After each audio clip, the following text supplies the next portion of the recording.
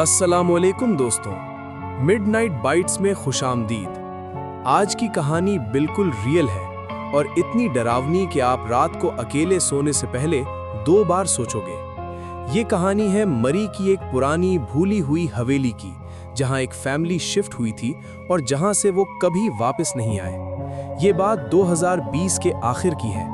एक middle class family, husband, wife और उनका 12 साला बेटा लाहौर से मरी में वेकेशन के लिए गए थे। उन्होंने एक सस्ती पुरानी हवेली रेंट पे ली थी जो पटरियाटा के जंगल के पास थी। हवेली बहुत पुरानी थी, ब्रिटिश टाइम की, वुडन फ्लोर्स, हाई सीलिंग्स और बाहर पाइन ट्रीज का घना जंगल। शुरू में सब कुछ नॉर्मल था। फैमिली खुश थी, फ्रेश एयर, चाय और बेटा जंगल में खेल रहा था। लेकिन पहली रात ही कुछ अजीब हुआ।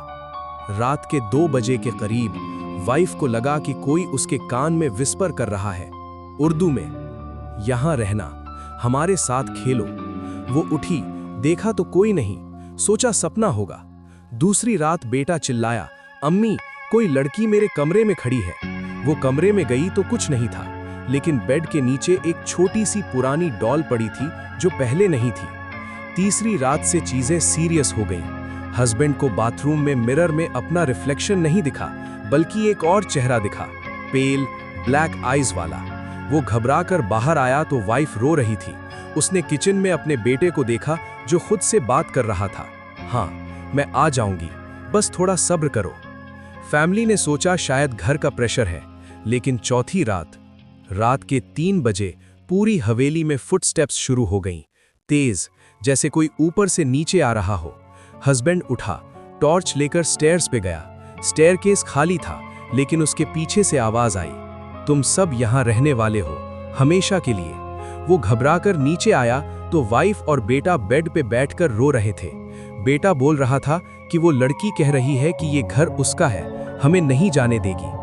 5वीं रात, अब डर से फैमिली अंदर ही रहने लगी। लाइट्स बंद कर दी थी ताकि कोई नोटिस ना करे। लेकिन रात 2:30 बजे बेडरूम का दरवाजा खुद खुल गया। अंदर ठंडी हवा आई और एक छोटी सी लड़की की शक्ल दरवाजे पे दिखी, वाइट ड्रेस में, बाल चेहरे पे, ब्लैक आईज। बेटा चिल्लाया, वो वापस आ गई। वाइफ ने टॉर्च ऑन किया, कुछ नहीं था, लेकिन बेड के पास जमीन पे लिखा था, खून से, जाने मत। 6ठी रात, फैमिली ने डिसाइड किया कि सुबह निकल जाएंगे, लेकिन रात को हस्बैंड को लगा कि कोई उसके गले पे हाथ रख रहा है। वो उठा तो वाइफ बेड पे नहीं थी। वो चिल्लाया, वाइफ क्लोजेट में थी, खुद से बात कर रही थी, हाँ, मैं रह जाऊंगी, मेरे बेटे के साथ। हस्बैंड ने उसको बाहर निकाला, लेकिन वाइफ के हाथों पे खून के निशान थे, जैसे उसने खुद को छेड़ा हो। सुबह होते ही फैमिली पैकिंग करने लगी, लेकिन जैसे ही दरवाजा खोला, बाहर फॉग इतनी घनी थी कि कुछ दिखाई नहीं दे रहा था। कार स्टार्ट नहीं हो रही थी, बैटरी डेड। फिर से रात हुई। अब आवाजें अंदर से आ रही थीं। पियानो बज रहा था। हवेली में कोई पियानो नहीं था। बेटा बोल रहा था कि वो कह रही है कि मैं उसका भाई बन जाऊंगा और तुम लोग मेरे पेरेंट्स। हस्बैंड ने पुलिस को कॉल किया, सिग्नल नहीं था। 8वीं रात, सबसे खतरनाक। वाइफ अब बिल्कुल चेंज हो चुकी थी।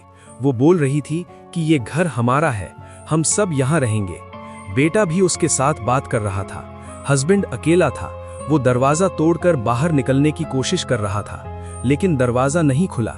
उस रात हस्बैंड ने फोन पे रिकॉर्ड किया, जो बाद में फैमिली ने पुलिस को दिया। रिकॉर्डिंग में आवाज है, तुम सब यहां से नहीं जा सकते, हमारे साथ खेलो। सुबह हस्बैंड को पता चला कि वाइफ और बेटा गायब थे। हवेली खाली थी, सिर्फ खून के निशान और एक छोटी सी डॉल पड़ी थी जो पहले नहीं थी। पुलिस आई, लेकिन उन्हें सिर्फ हस्बैंड मिला, अनकॉन्शियस। वाइफ और बेटा का पता नहीं चला। आज तक वो हवेली अबैंडन्ड है। लोग कहते हैं रात को वहां से पियानो की आवाज आती है और कभी-कभी एक लड़की की चीख सुनाई देती है। दोस्तों, ये कहानी सुनकर चिल वाइब तो आई होगी। मरी के लोकल्स और कुछ फैमिलीज ने इस बारे में बात की है। अगर आप मरी गए हो या वहां रहते हो तो कभी उस पुरानी हवेली के पास मत जाना। और अगर आपको ये कहानी पसंद आई है तो लाइक करो, कमेंट में बताओ मरी, अगर आप भी डर गए हो, और सब्सक्राइब कर लो ताकि ऐसी रियल हॉरर स्टोरीज मिलती रहें। मिडनाइट बाइट से गुड नाइट या शायद गुड लक।